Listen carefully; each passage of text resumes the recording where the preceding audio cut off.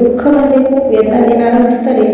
दुःख हे आपल्या कर्माचे भोग आहेत. ते आपल्याला थोडेफार ते दुखवतात आणि मन अशांत होतं आणि आपल्या मनाचं वादळ सुरू होतं. मनात विचार येतात, आपण थकून गेल्यासारखं वाटतं आणि आपल्या हातून ज्या घडणाऱ्या गोष्टी त्या अधिक अधिक अधिक खूप वाईट गोष्टी होतात आणि आपल्या हातून घडणारी जी एकही वाईट गोष्ट आपल्याकडून झाली तर ती आपल्याकडून सहन होत नाही आणि आपण अजून त्या वाईट गोष्टींना जास्त प्रोत्साहन देतो.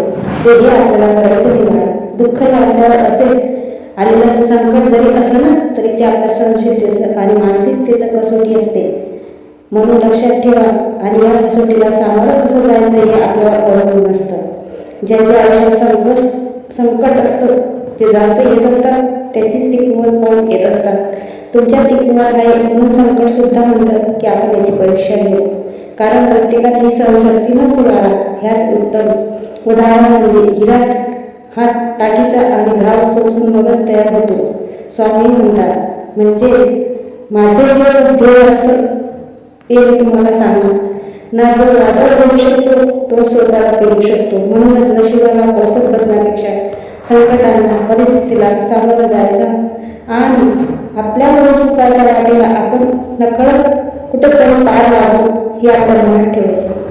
आपलं सुख हे आपल्या हितासाठी असतं आणि दुसऱ्यालाच देणारं सुख हे त्याच्या हितासाठी असतं. म्हणून आपण दुसऱ्याचाही चांगला विचार करावा तर आपल्याला ते संकट येणार सुद्धा नाही आणि तशी परिस्थिती आपल्याबरोबर निर्माण होणार सुद्धा नाही.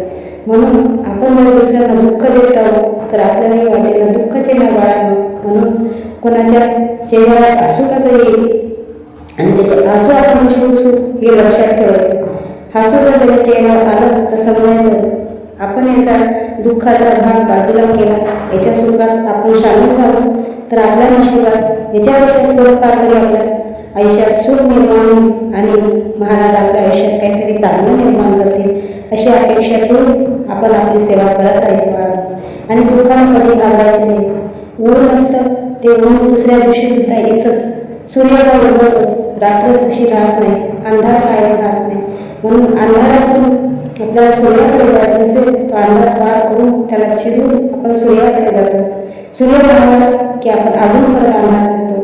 हे काळचक्र सुरूच राहतं. म्हणून या काळचक्रातून बाहेर पडा आणि सुख शोधण्याचा प्रयत्न करा. दुःखी राहू नका. दुःखी राहा, दुसरेही दुःखी होतील आणि तुमचं जे आयुष्य ते सुद्धा दुःखी होईल. म्हणून घेऊ नका बाळांनो.